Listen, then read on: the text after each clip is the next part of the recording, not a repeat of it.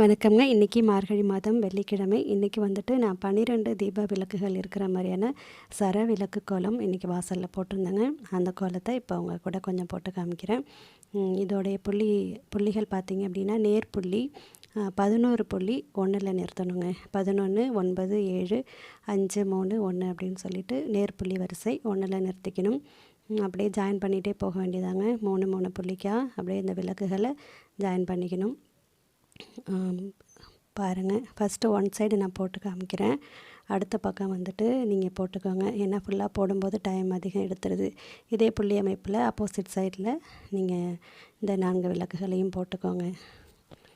பார்த்துக்கோங்க, புள்ளி அமைப்பு பாருங்கள், நான் போட்டு காமிச்சிட்டேன். அதுக்கப்புறம் நடுவிலையும் விளக்குகள் வருங்க. பாருங்கள்,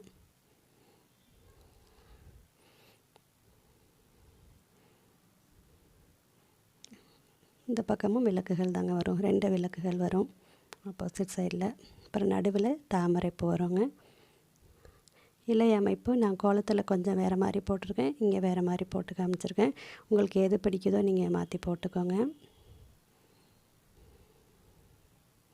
ரொம்ப அழகாக இருக்குங்க இந்த கோலமும்.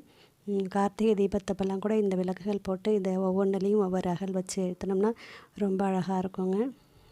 பாருங்கள், கலர்லாம் போட்டு எந்த ஒரு கோலமே கலர் பண்ணும்போதுட்டு ரொம்ப அழகாக இருக்கும்.